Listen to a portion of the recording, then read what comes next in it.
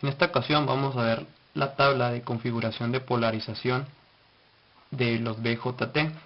Vamos a ver las diferentes maneras de conectar los transistores. Esta tabla la tomo del libro de electrónica de Boylestar. Vamos a empezar. La primera configuración es polarización fija.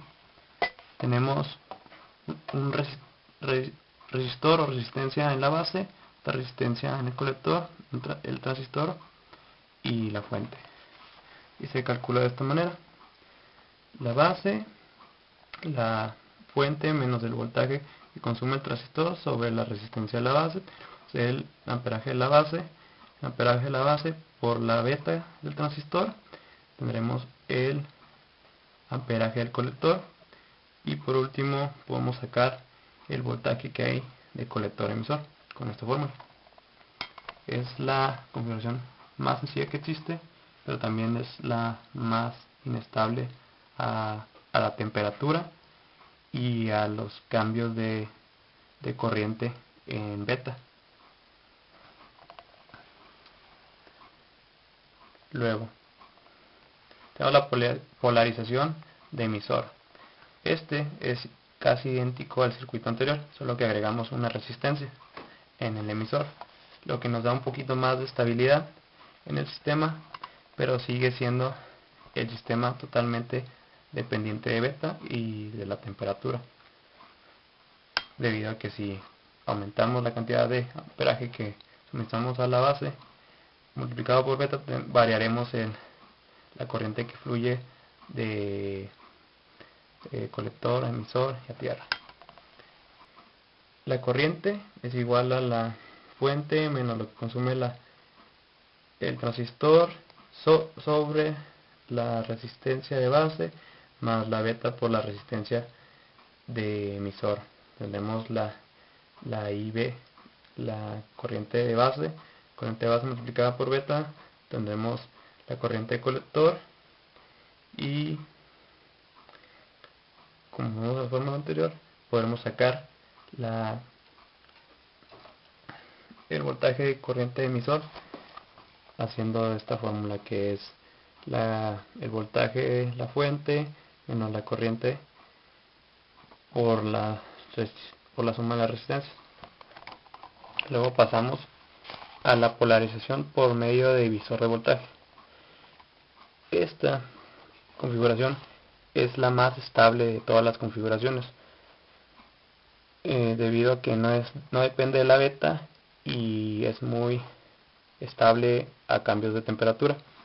Tenemos 4 resistencias ahora, tenemos 2 en paralelo a la entrada de la base, tenemos la de colector y emisor. Hay 2 métodos de hacerlo: la exacta, que son todas estas fórmulas,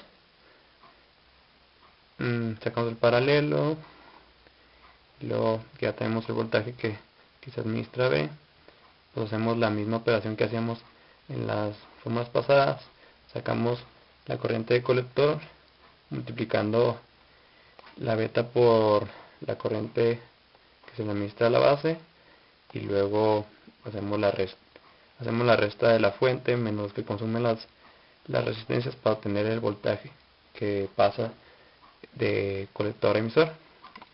En la parte aproximada, si la resistencia del colector por beta es mayor 10 veces que R2, pues se hace de esa manera. Además hace un divisor de voltaje y se aplican estas fórmulas para determinarlo. Bastante simple. Bueno, pasemos con la alimentación de colector. Se podría decir que es la configuración un poquito más estable que la polarización emisor, y un poquito menos estable que la configuración por medio de divisor de voltaje. Entonces tenemos una resistencia conectada al colector y a la base de esta manera.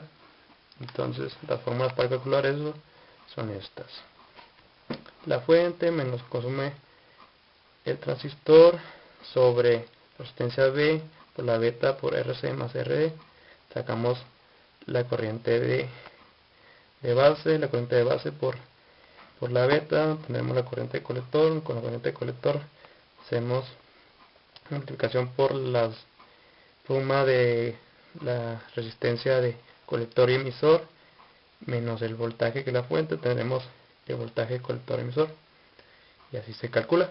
Es simple. Después tenemos la configuración emisor seguidor. Esta configuración normalmente se utiliza para aumentar la corriente de entrada de un sistema. O sea, cuando tenemos una señal chiquita, esta configuración nos permite aumentar la corriente que trae esta señal para luego suministrarla a otro sistema. Bueno, las fórmulas son simples. El voltaje de la fuente menos el voltaje que consume el transistor sobre la resistencia de B más beta más 1, tenemos IB, que es la corriente que se opone a la base por beta. Tenemos corriente colector, y con la corriente colector por la resistencia menos el voltaje que suministramos de fuente, tenemos el voltaje que pasa de colector a emisor. Por último, tenemos la conexión base común. Esta configuración consta de dos fuentes y dos resistencias más el transistor. Esta configuración nos permite aumentar la cantidad de voltaje que se le induce a este sistema y multiplicarlo. Ok, las fórmulas son las siguientes. Para calcular IE, tenemos el voltaje que suministra negativo menos lo que consume sobre la resistencia. Para calcular IB, tenemos la IE sobre la beta por el voltaje de IC, que sería B y B. Luego tenemos que para calcular el voltaje entre colector y emisor se hace la suma de la corriente negativa más la corriente positiva menos el voltaje que consumen las dos resistencias.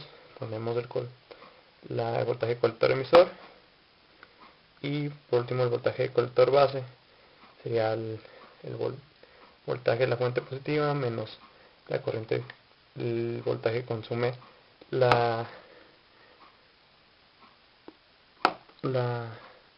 ¿cómo se dice? La resistencia del colector. Estas son las configuraciones básicas de los BJT. Espero que les sirvan. Pero para mayor información es necesario meterse un poco al libro de electrónica de Boylestar y hacer unos pocos de ejercicios para comprender más el funcionamiento de estas configuraciones. Una vez que sepamos manejar bien estas configuraciones, podremos hacer bastantes dispositivos a nuestro antojo.